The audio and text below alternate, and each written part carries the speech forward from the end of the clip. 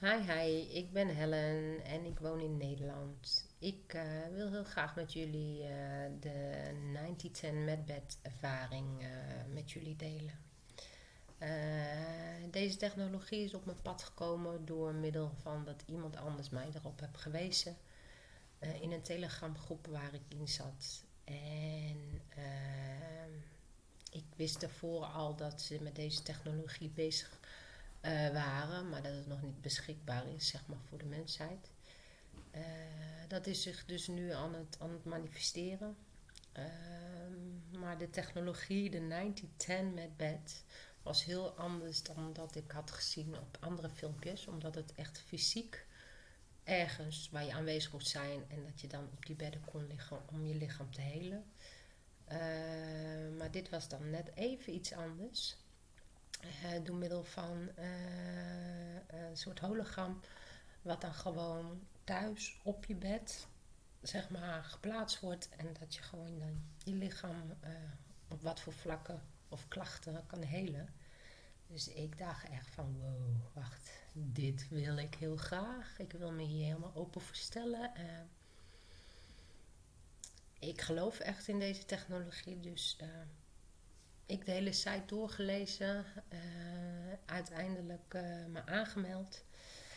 En ja, je moet wat instructies dan volgen, dat je een duidelijke foto van je bed moet maken en deze ook moet opsturen in de cloud bij hun.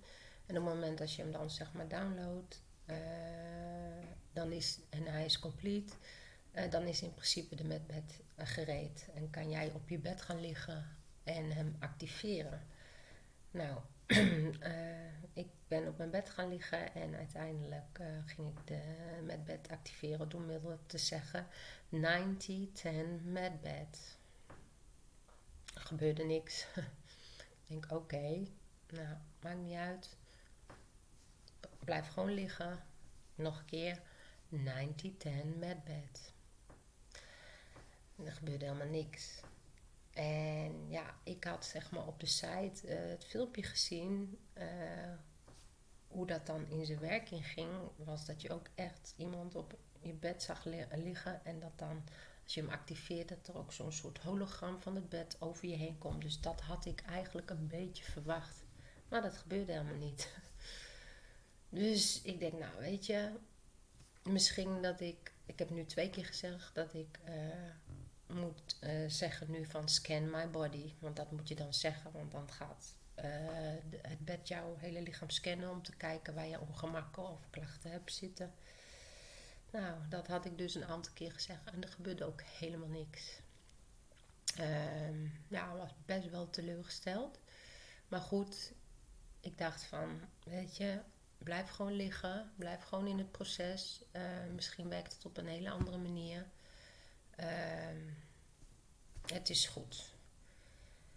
Nou, uiteindelijk heb ik het nog een paar keer gezegd, maar voor mijn gevoel ervaarde ik niet, voelde ik niks, heb ik niks gezien. En ben ik uiteindelijk wel in alle rust in slaap gevallen.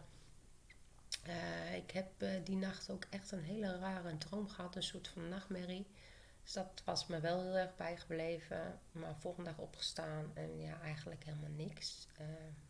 Ja, was best eigenlijk wel erg teleurgesteld. Beetje chagrijnig ook, van het is niet gelukt.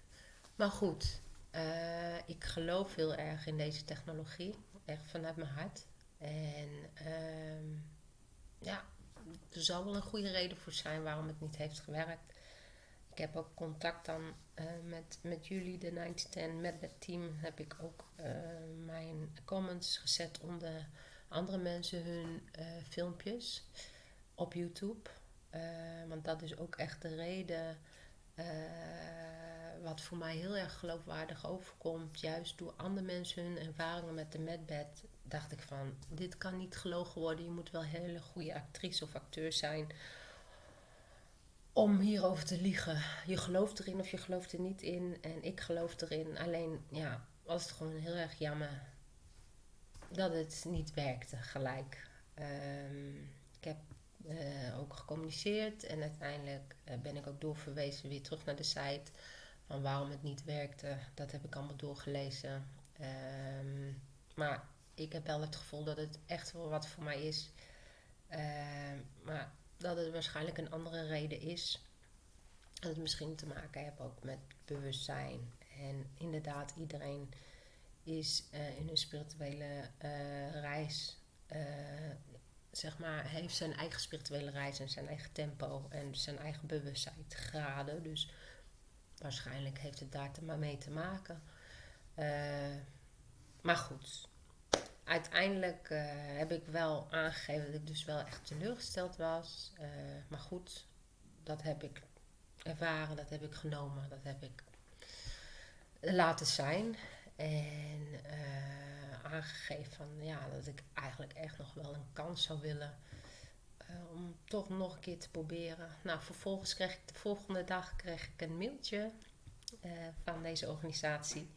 Met erin of ik eventueel mee zou willen doen aan een onderzoek. Een onderzoek dat mensen zeg maar, zich aanmelden voor deze technologie. En met een klacht of als je ziek bent of wat dan ook, of een of andere ziekte.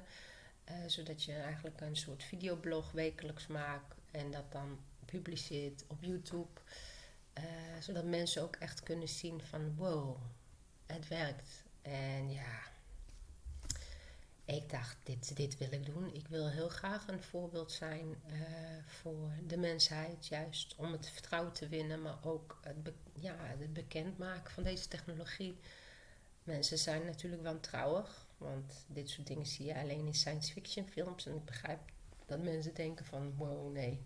Maar ik geloof echt in die technologie, dus ik zou echt een voorbeeld willen zijn. Om mijn proces te laten zien aan iedereen. En de ontwikkelingen op een positieve manier kan laten zien. Dus ik heb mij aangemeld en ja, het is nu afwachten wat er gaat gebeuren. Dus ik hoop dat jullie mij terug gaan zien en dat ik mijn proces met jullie kan delen. Want dat zou ik echt zo vanuit mijn hart willen doen. Het is de tijd voor verandering, vooral in waar we nu in leven. En dit is mogelijk en ik geloof dat ook. Dus heel veel liefde voor iedereen. Dat was mijn verhaal met de Medbed. Doei.